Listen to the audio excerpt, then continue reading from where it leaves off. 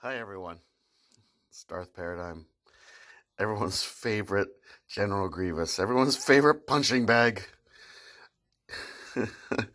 I'm not gonna forget this. I will never forget the way I was treated in last night's Darth Raven's Blades live stream.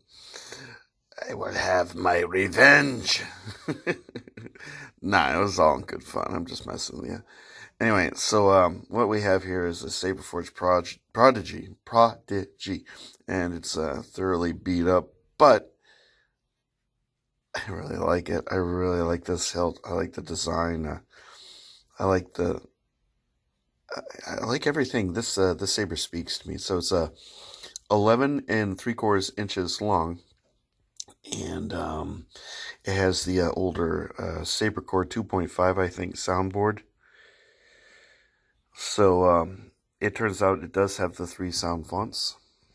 And what I like about this thing is it has a lot going on. It kind of alludes to, this pommel kind of alludes to Obi-Wan or Luke's saber, but it really reminds me of Revan's style pommel. And specifically, it reminds me of the this type of pommel that LGT Saber Studios and all their distributors carries, and it also looks like the pommel on my Vader's Vault Revan Elite and a few of my other Revan style sabers. So that's pretty cool. And then you get to the grip section, and the grip again kind of alludes to Obi-Wan's and Luke's hilt. So that's very nice. This saber came to me well used. The finish is completely thrashed. And you know what? I really like that. I don't have to be careful with this thing. No gloves. I don't have to wear gloves. I never wear gloves. For all you that, you know who you are and wear the gloves when you're handling your sabers. Yeah, whatever makes you happy.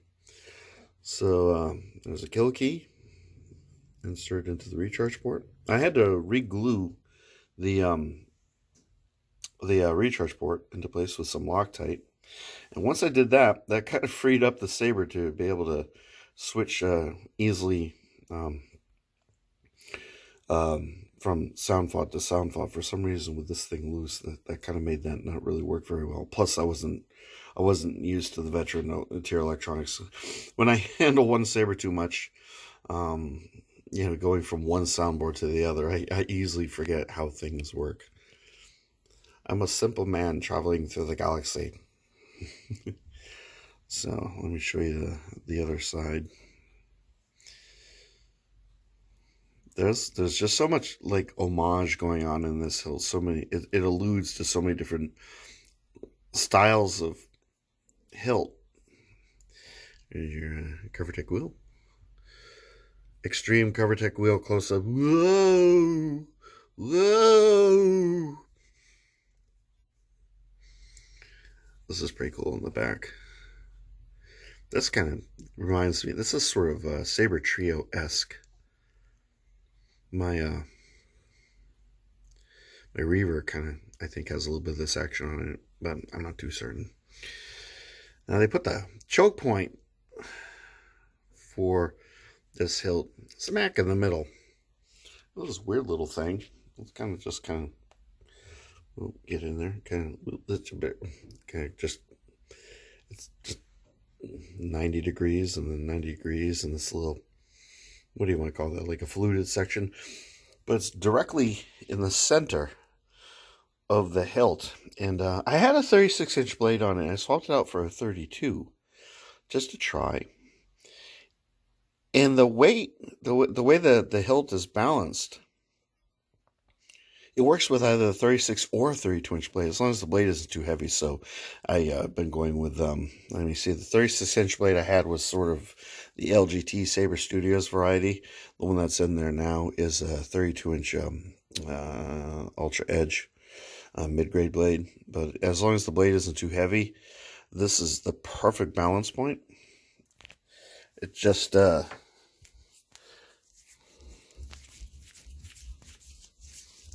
it's really, really spectacular. This is so comfortable. This hilt just has so much going on for it that when I think when this becomes available again through the Saberforge website someday, I might go for a weathered version. I might go for the like a NeoPixel version of this thing. I'm really smitten with this design. This is phenomenal. And I'm not even done reviewing the thing. I just keep going on. All right, so again, you get these little design cutaway thingy-doos, which repeat on both sides. You get into graphics territory here with the bunny ears. Really like these bunny ears. Considering what this saber's obviously been through dueling-wise, these bunny ears are in really good shape. They're not loose. Phenomenal. Nice, hefty screw holding that thing on. Look at that little window. What a nice little touch. This little window there. I don't know. They didn't need to do that, but they did it, and it looks really good. This little thing alluding to the top portion of our graphics with a little eye would normally be. Very nice touch. Let's see how you can see the detail in there. That's just really, okay, that's really cool. I like that a lot. This is a love fest here. It's a nice touch, this little line on the side. This cutaway alludes to the little section that you usually find in graphics with the pins. And you see on the right hand side, you see your LED retention screw. It just has one blade retention screw, but the blade depth is, I mean, the thing, it goes to like here. It's really deep for an angled emitter saber. This blade's in here nice and stable. I really like that. Very, very well thought out. Usually with one of these types of, emitters, maybe it'll go to there or something.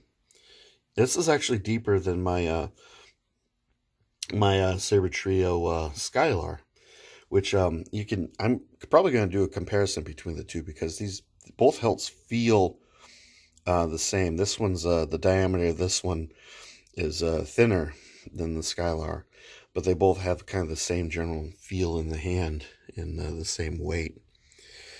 So you get this another area where normally there would be an eye, but that's been cut out for a window.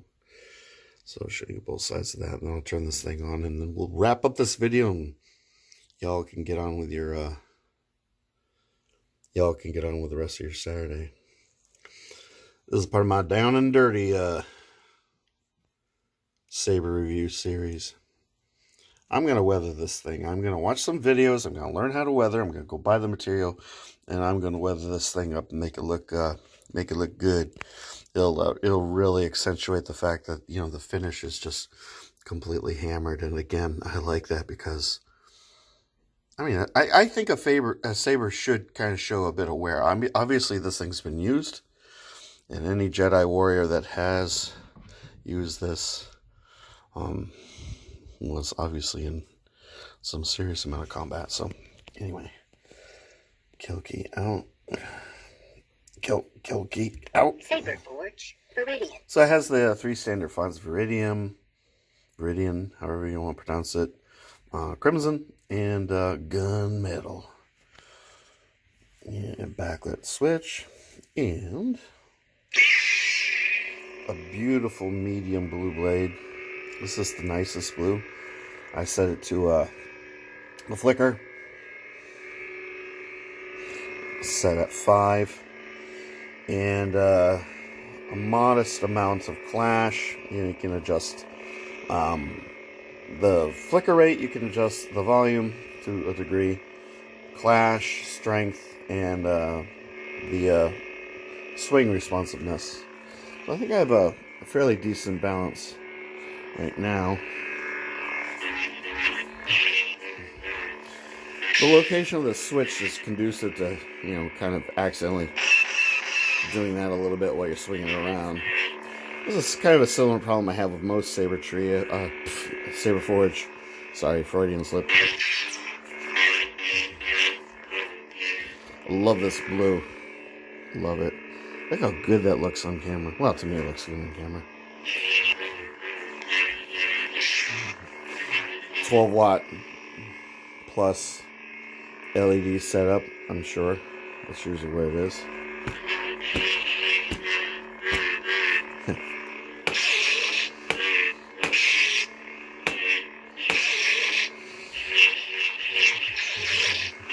Not the best soundboard in the world, but it's serviceable. Look at the windows.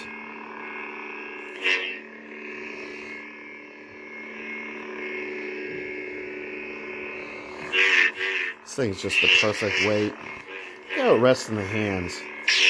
Effortless.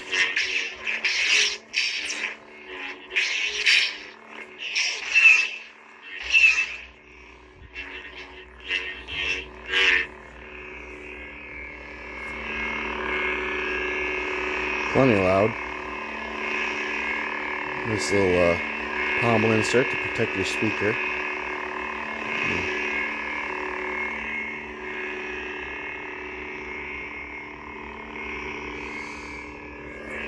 Yeah, I think I'm gonna get myself one of these with a golden harvest. Like I said, weathered. But that's not gonna happen for a good long while. Absolutely lovely. If you can get your hands on one of these, do it. This is one of, well, in my opinion, it's one of Saberforge's premier hilt designs. So I'll give you one more final look. I'll give you look at that thing.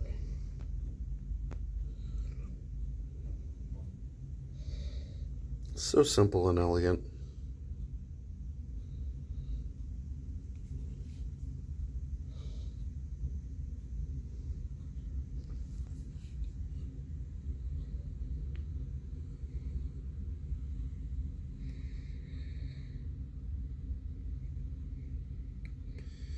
There you go. I wanted to keep this under 15 minutes, and I did it. Hooray, mission accomplished.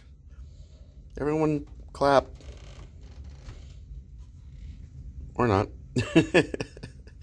Anyway, I hope you enjoyed the review of the Saberforge Prodigy.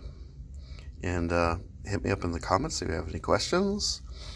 Like or dislike, whatever is prudent. And please subscribe. Yeah, that's my request. Please subscribe. There you go. So, may the force be with you. Have a wonderful rest of the weekend, and I will catch you guys in the next video. You take care now. Bye.